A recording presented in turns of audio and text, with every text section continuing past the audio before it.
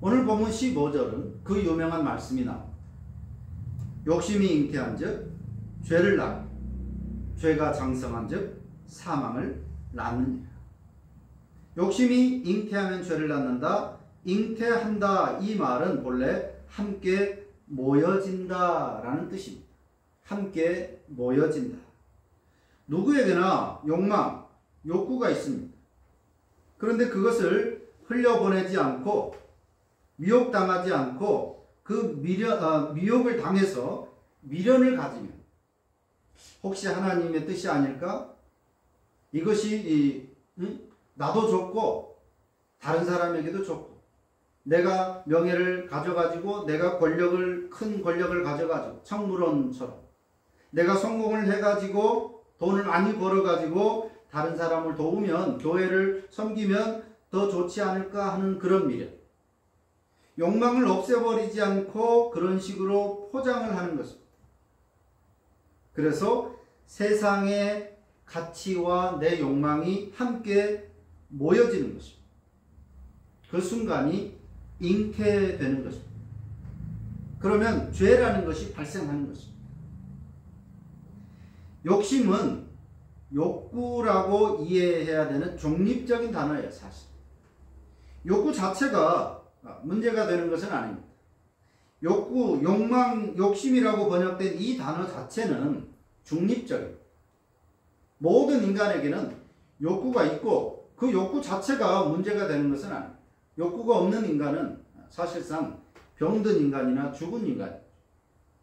그래서 오늘 본문의 욕심이라고 번역하는 이 단어는 욕구라고 번역해도 되는 그런 중립적인 단어입니다. 에피디미아라는 그런 단어. 그 자체로는, 그 욕구 자체로는 필요한 감정이기도 할 것입니다. 그런데 그것이 세상의 가치와 합해져서 시너지가 생겨서 죄로 구현되는 것입니다. 욕구가 생겼다는 그 자체로 문제가 아니라 그 욕구를 아까 말한 대로 자기 편의대로 포장하는 것입니다. 그것이 바로 세상의 가치와 만나는 것입니다. 그러면 그것이 밖으로 표출됩니다. 그것을 죄를 낳는다라고 표현하는 것입니다. 낳는다. 행동화된다 하는 말입니다. 죄가 장성한다라고 하는 것은 커진다는 말입니다. 안에 있을 때는 문제가 아니었습니다.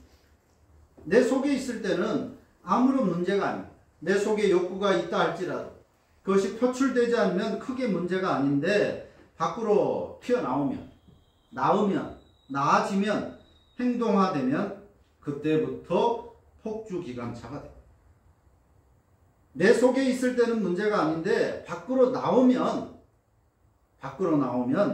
이제 걷잡을 수 없게 됩니다. 그것이 죄의 습성인 겁니다. 일단 밖으로 나오기만 하면 눈덩이처럼 불어납니다. 어느 순간 내가 제어할 수 없는 크기가 되어버리는 것이죠.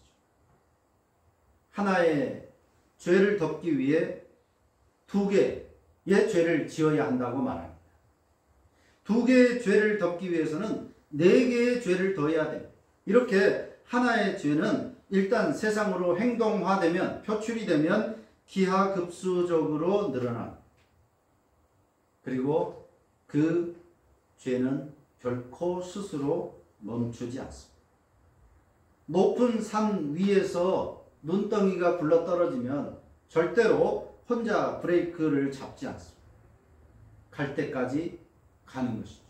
끝까지 굴러가서 어딘가를 파괴시키거나 스스로 파괴되어야만 구름이 끝나는 것이죠. 갈 때까지 가야 끝이 나는 것이 죄의 성장. 그것을 오늘 성경은 사망, 멸망이라고 하고 있습니다. 그래서 초기에 잡는 것이 많이 늦지 않았을 때 잡는 것이 중요합니다. 늦게라도 내가 제어할 수 있을 때 멈춰야 나도 살고 내 주변의 사람들도 사는 길인 것입니다. 그런데 그것이 어렵다는 거예요. 드라마나 영화에 매번 나오는 클리셰가 바로 그것입니다. 초반에 자기의 죄를 고백하거나 혹은 중단하면 그렇게 큰 문제가 되지 않는 것입니다. 아주 작은 것으로 끝나고 마는 사소한 것이었는데 일단 시작된 죄는 절대로 스스로 멈추는 법이 없다라고 하는 것입니다. 결국 나 자신도 주변도 다 파괴되어야만 끝나는 것이 죄의 습성입니다. 그런 면에서 보면 다윗의 회개는 대단하다라고 할 수 있습니다. 밧세바 남의 아내를 범한 죄는 그야말로 씻을 수 없는 큰 죄였습니다. 그런데 다윗이라고 하는 그 권력을 가진 사람으로서는 얼마든지 그 죄를 덮을 수 있었습니다. 나단이라는 사람을 비록 선지자였지만 얼마든지 권력으로 처리할 수 있는 그런 것이었습니다. 그러나 다윗은 그 나단 선지자의 지적 앞에 무릎을 꿇고 회개합니다. 죄의 폭주를 멈춘 것입니다. 이것은 대단한 것입니다. 아주 초반도 아니고 상당히 진전된 상태였습니다. 그럼에도 그 죄를 멈췄다라고 하는 것에서 다윗의 죄를 우리가 정당화할 수는 없지만 다윗의 그 회개가 대단하다라고도 평가할 수 있습니다. 다시 말해서 욕구 자체를 죄라고 단정할 수는 없습니다. 그런데 그것을 컨트롤하는 인간이 문제이기 때문에 예수님께서 우리에게 비법을 알려주신 것처럼 말씀으로 검증해야만 되는 것입니다. 사탄이 예수님의 사역 초기에 그럴싸한 시험을 했습니다. 예수님은 그 시험을 당할 이유가 없었지만 우리를 위해서 그 시험을 자처하신 것입니다. 인간에게 있는 기본적인 본능적인 그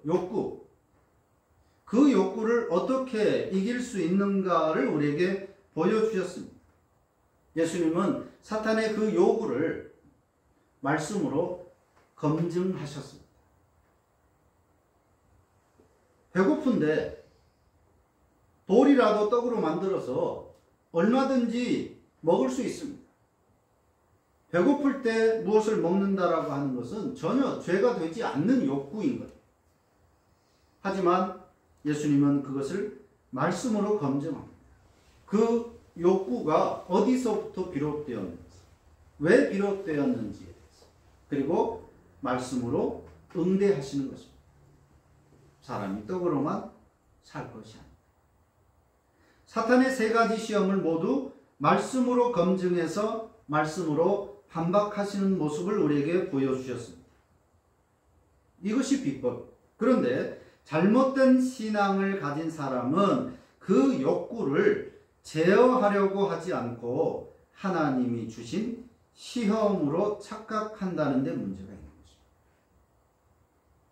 이건 하나님이 주신 것이다. 내로남불입니다. 다른 사람이 그런 생각, 그런 행동을 하는 것은 죄인데 내가 하는 것은 아니다. 나는 이걸 가지고 나 혼자 잘 먹고 잘 살려고 하는 것이 아니라 교회를 위해서 쓸 거다. 다른 사람, 우리 사회를 유익하게 하는데 쓸 거다. 내가 하는 것은 신앙적인 원인이 있는 것이다 라고 스스로가 그렇게 생각하면서 이건 하나님이 나에게 주신 생각이다. 하나님의 계시다 라고 착각하는 것입니다. 심지어는 기도할 때 드는 생각이라도 말씀을 읽는 가운데 떠오르는 욕구라 할지라도 점검을 하는 것이 필수적인 과정입니다. 그런데 제어하거나 점검하기는커녕 한 걸음 더 나가서 다른 사람에게 내가 기도하는데 내가 말씀을 읽는데 이런 생각이 들었습니다. 이것은 하나님의 계십니다. 이렇게 합시다. 포장을 하는 데까지 가버리는 것이 어리석은 인간입니다. 16절에 내 사랑하는 형제들아 속지 말라. 아무리 네가 열심히 신앙생활을 하고 있고 또 어떤 직분을 가지고 있고 성경을 열심히 읽고 기도를 많이 한다, 헌신을 많이 한다 할지라도 사랑하는 형제들아, 그것을 전부 다 하나님의 계시, 하나님의 뜻이라고 속지 말라. 네 속에서 나왔어도 그것에 속지 말라고 말씀합니다. 탐욕의 공장이라고 할 수 있는 우리 인간들은 죄와 사망을 낳습니다.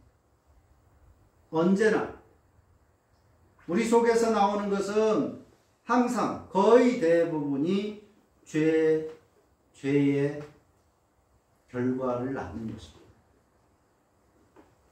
우리 죄의 본성이 있기 때문이죠. 그러나 하나님은 온갖 좋은 것을 주신다라고 말씀하고 있습니다. 17절에서 온갖 좋은 은사와 온전한 선물이 다 위로부터 하나님께로 오십니다. 하나님께서는 우리에게 온갖 좋은 것을 주신다라고 말합니다. 모든 좋은 은사라는 말은 하나님이 주시는 초기 단계의 선물입니다. 반면에 온전한 선물은 완성된 선물이라는 뜻입니다.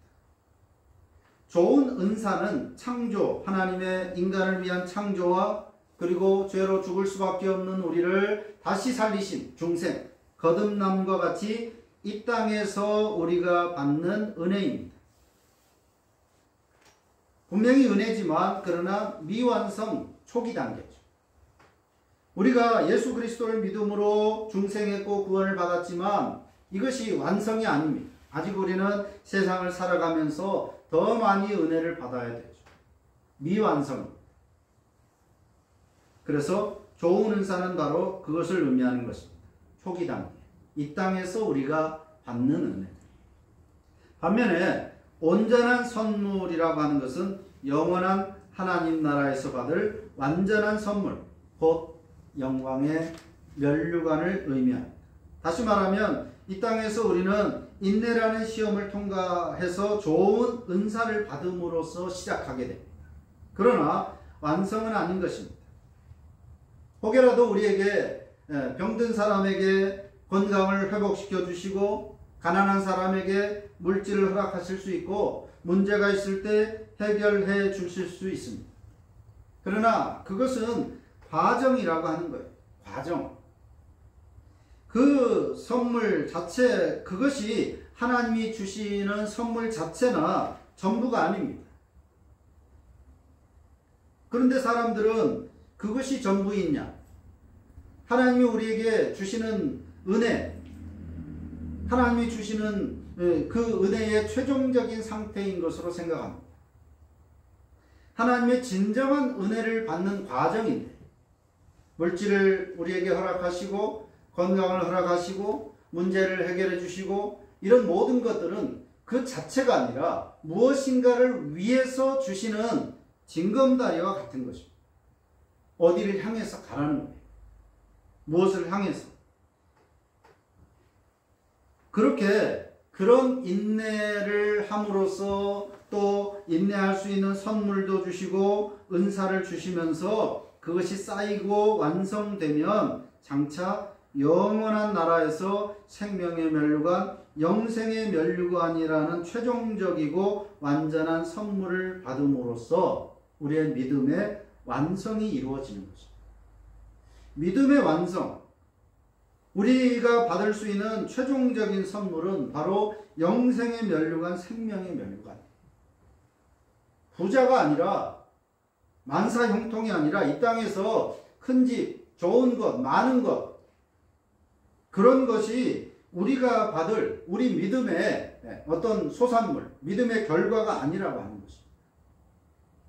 이 땅에서의 모든 것들은 미완성, 징검다리에 불과하다는 거예요. 믿음의 완성은, 우리 믿음의 완성은 생명의 면류관이고 영생의 면류관, 최종적인 영원한 하나님 나라에서 받을 것입니다. 그래서 머물러 있으면 안 된다라고 하는 것입니다. 우리는 이 땅에서 모든 좋은 은사를 사모할 뿐만 아니라 거기에 머무르지 않고 완전한 선물, 완성된 선물, 영원한 하나님 나라에 갈 때까지 우리의 인내를 계속해서 쌓아가는데 그 은혜를 활용해야 한다는 것입니다. 하나님이 우리에게 무엇을 주셨다면 그것을 가지고 만족하고 거기에 머물러서 그것을 누리며 사는 것이 아니라 더 계속해서 거기에서 힘을 얻고 먼 길을 가다 보면 여러 번의 멈춤이 있어야 합니다. 어디에서는 물을 마셔야 되고 또 어디에서는 음식을 먹어야 되고 어디에서는 좀 쉬어야 하고 그런 과정을 여러 번 반복하면서 조금씩 피로도 회복하고 힘을 얻고 하면서 결국 마지막 종착지까지 가는 것처럼 우리의 종착지는 부자가 아닌 큰 아파트, 좋은 차, 이 세상에서의 어떤 권력, 명예가 아니라고 하는 것입니다. 그것은 우리의 최종 목적지까지, 믿음의 완성 그 종착지까지 가는 데 있어서의 과정이에요. 그냥 놔두면 아무것도 주지 않고 끝까지 견디기만 해라고 하면 우리가 견딜 수 없는 그런 연약한 존재들이기 때문에 하나님께서는 우리에게 때에 따라서 그런 것을 주시는 것입니다. 건강도 주시고 때로는 돈도 주시고 때로는 어떤 문제가 해결되는 그런 은혜도 주시고 은사들을 계속해서 주시는 거예요. 그런데 많은 신자들이 거기에 머물러 버리는 것입니다. 쉽게 말하면 주막에 그냥 머물러 살아버리는 거예요.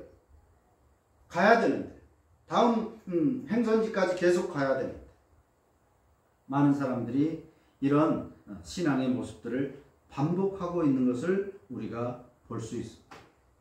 이 땅에서 받는 모든 좋은 은사는 다시 말하지만 영원한 하나님 나라에서 받게 되는 생명의 멸류관, 영생의 멸류관을 위한 징검다리인 것입니다.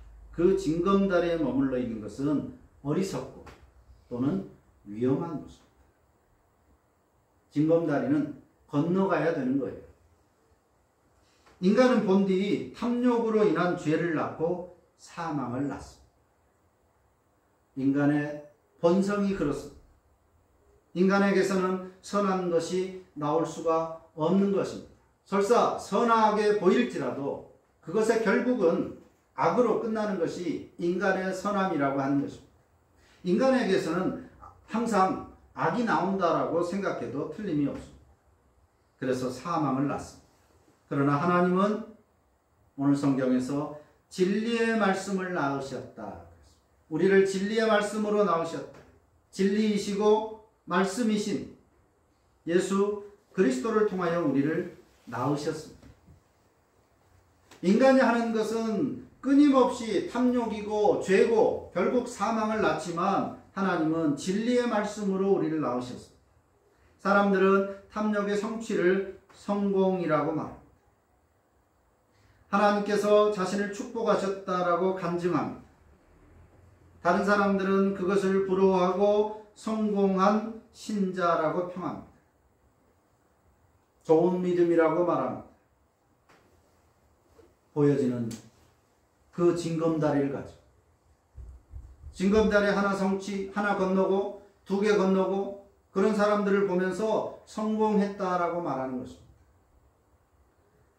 또는 탐욕의 실패나 어떤 일을 원했는데 또 이것을 기도했는데 이루어지지 않은 것을 실패나 좌절한 것을 하나님이 주신 시험이라고 말합니다. 하나님이 내가 어떻게 하나 떠보려고 시험하시는 것이라고 말합니다. 그래서 더 기도하라고, 더 헌신하라고, 더 열심을 내라. 그러면서 자기 욕망의 소리를 시험으로 철석같이 여겨서 통과하려고 더 아등바등하는 것입니다. 자기 욕망의 소리에 미혹되는 것입니다. 내 속에서 실제 목소리가 들리지 않는다 할지라도 그 욕망이라는 소리에 스스로가 미혹되는 것입니다. 아, 이건 하나님의 뜻이구나. 그래서 그것을 이루기 위해서 기도하고 열심히 노력했습니다. 그런데 실패했을 때 아, 이건 내 욕망의 소리였구나, 내가 속았구나라고 생각하지 않고 하나님이 나에게 어떻게 하나 보려고 시험을 하시는구나. 그러니까 여기서 내가 이것을 중단하지 말고 이 기도를 멈추지 않고 더 기도해야 되겠구나. 더 바치고 더 헌신하고 더 열심을 내야 되겠구나라고 더 폭주를 하게 되는 것입니다. 그러나 객관적으로 우리가 보면 그것은 탐욕의 늪에서 허우적거리는 것에 불과한 것이죠.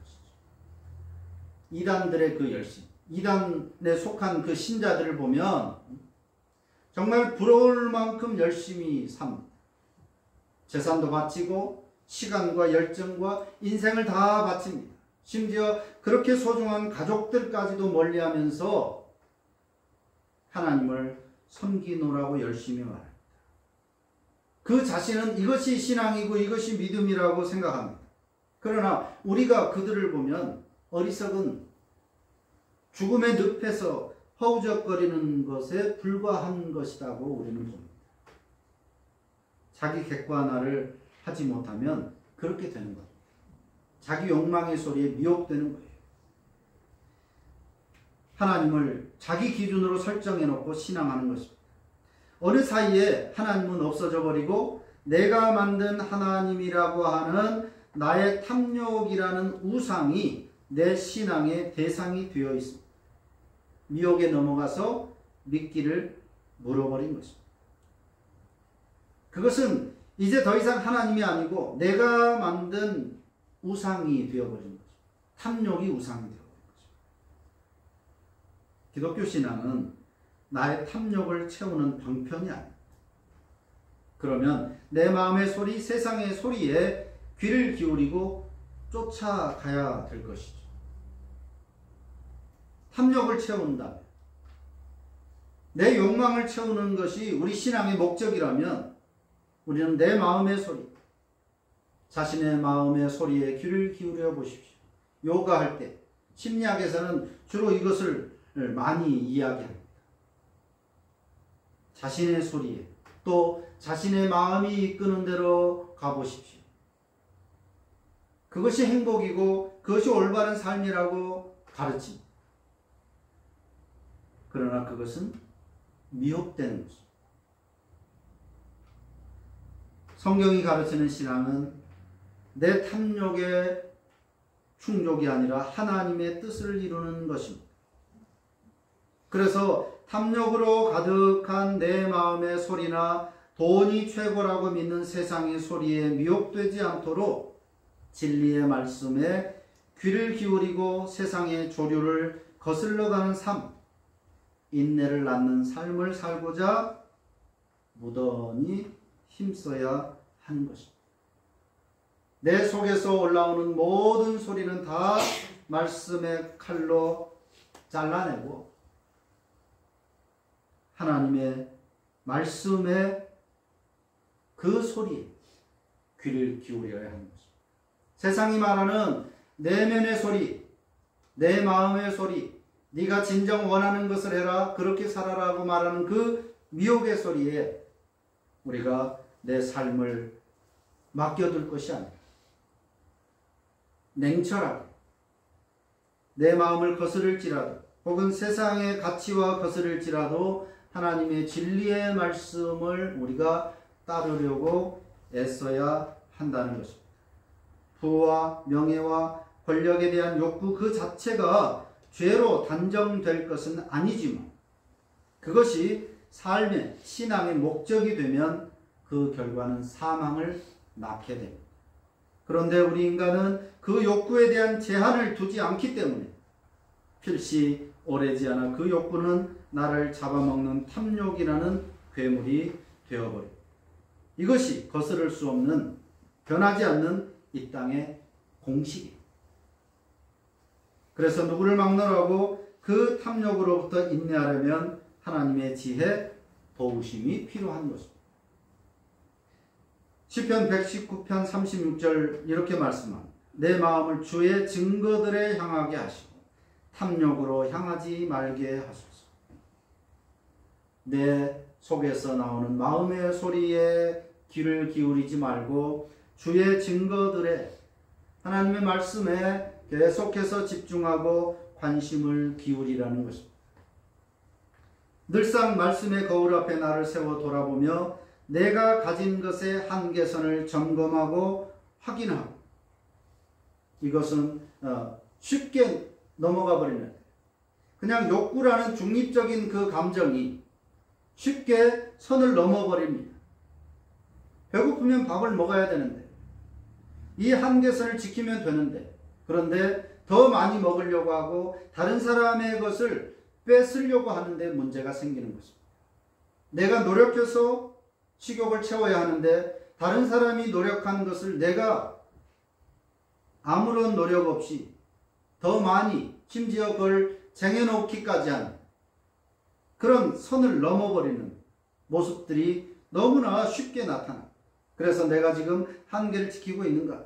내 식욕이라는 한계, 명예를 생각하고 권력을 생각하는 이 한계선을 잘 지키고 있는지 항상 점검해야 됩니다.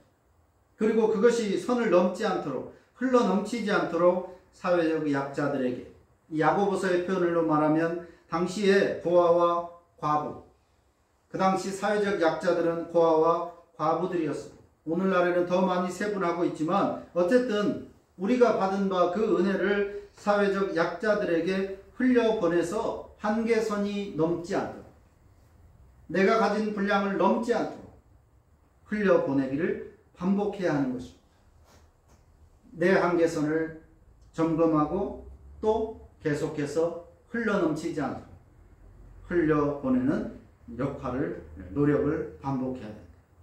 일생에 걸쳐서 끊임없이 외부로부터 주어지는 시험 뿐만 아니라 쉼없이 내 안에서 흘러나오는 그 시험을, 그 미혹을 잘 분별하고 속지 않고 또 다른 사람을 속이지 않는 그런 믿음의 삶을 우리가 살아야 할 것을 오늘 야고보 성경은 우리에게 교훈하고 있습니다. 기도합니다.